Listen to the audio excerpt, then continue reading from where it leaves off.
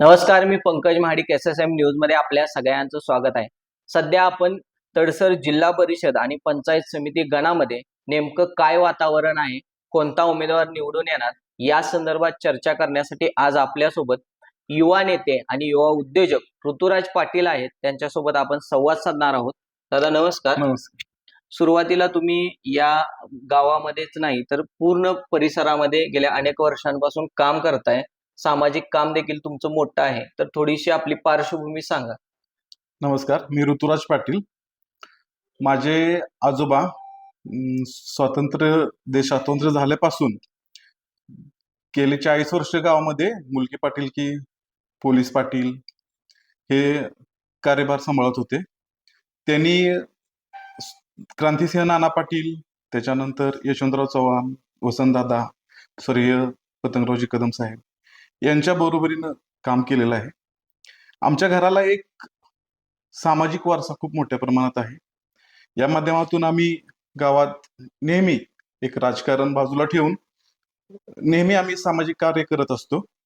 त्यामध्ये कोरोनाच्या काळात आम्ही मोठं धान्य वाटप, त्यानंतर दरवर्षी गोरगरीब मुलांसाठी शाळेतील मुलांना बॅग वाटप, कपडे वाटप असे नवीन नवीन उपक्रम राबवत असतो। आणि त्यानंतर आपण हे बाजूला ठेवून पहिलं प्राधान्य आपण सामाजिक कार्याला देतो, त्यानंतर आपण राजकारण म्हणाल तर डॉक्टर पतंगराव कदम साहेबांच्या घरामध्ये माझी बहीण दिलेली आहे। पण एक मी पाहुणे म्हणून नाही तर एक मी त्यांचा कार्यकर्ता म्हणून काम करत असतो। माननीय डॉक्टर विश्वजित कदम साहेब, माननीय डॉक्टर शांताराम बापू यांच्या मार्गदर्शनाखाली मी त्यांचा कार्यकर्ता म्हणून एक काम करत असतो।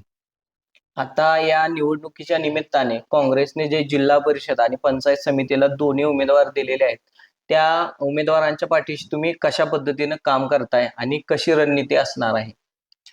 आम्हाला पक्षाच्या माध्यमातून आम्ही अगदी तळागाळापासून प्रामाणिकपणे काम करत आहे। आणि जिल्हा परिषदच्या उमेदवार वैशालीताई संभाजी मुळीक, त्याचबरोबर तडसरचे पैलवान रणजित प्रतापराव पवार या दोघाही उमेदवारांना आम्ही ताकदीनं गावामध्ये त्यांच्यासाठी ताकदीनं आम्ही गावात चांगलं मताधिक्य घेऊन देणार आहे। आणि ह्या दोन्ही उमेदवारांना आम्ही चांगल्या भरघोस मताने विजय करणार आहे। या खोऱ्यामध्ये आमच्या पंचायत समिती गणामध्ये तडसर, आपशिंग, नेरली, कोथोडे, खंबाळे, तडसर, हिंगणगाव अशी 7 गावं आहेत। तर तडसर बरोबर आम्ही बाकी गावातही प्रचारासाठी सक्रिय आहोत।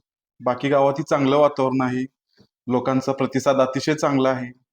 आणि त्याचबरोबर तडसरमध्ये तर आम्ही दोन्ही गट एकत्र येऊन अतिशय म्हणजे बाळासाहेबांच्या नेतृत्वाखाली आम्ही ताकदीनं काम करत आहोत। या निवडणुकीच्या माध्यमातून तुम्ही लोकांना कोणते मुद्दे घेऊन सामोरे जाताय आणि येणाऱ्या काळात हे जे दोन्ही उमेदवार आहेत त्यांनी तुमचे कोणते प्रश्न सोडवले पाहिजेत ह्या भागातले असं तुम्हाला वाटतं? आता स्वर्गीय डॉक्टर पतंगरावजी कदम साहेबांनी जो विकासाचा जो डोंगर उभा केला होता, त्याच पावला ठेवून विश्वजित कदम साहेबांनी सुद्धा एक मोठं काम चालू ठेवलंय। तर आजपर्यंत ज्या गावात लोकांच्या अडचणी आहेत, जे काही प्रश्न आहेत, ते प्रत्येक प्रश्न बाळासाहेबांच्या पर्यंत जाऊन आम्ही ते लोकांचे प्रश्न पोहोचवतोय।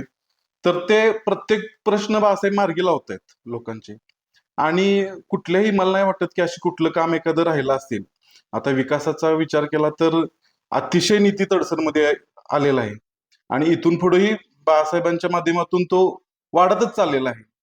त्यामुळं लोकांचे जे काही प्रश्न आहेत काय आहेत ते प्रत्येक प्रश्न बाळासाहेब आम्ही सांगेपर्यंत ते प्रश्न सगळे सोडवत आहेत, काम करत आहेत। असं एकंदरीत व्यवस्थित आहे सगळं। आम्ही जे जे प्रश्न सांगतोय ते प्रश्न आमदार विश्वजित कदम यांच्या माध्यमातून सोडवले जात आहेत। त्यामुळं या भागात काही अडचणी किंवा प्रश्न जरी काही राहिले असतील तर ते आम्ही आमच्या नेत्याकडून सोडवून घेऊ आणि जो या ठिकाणी उमेदवार दिलेला आहे जिल्हा परिषद आणि पंचायत समितीला, त्याला काँग्रेसचे दोन्ही गट एकत्रितपणे मोठं मताधिक्य देऊन विजयी करतील असा विश्वास ऋतुराज पाटील यांनी व्यक्त केलाय।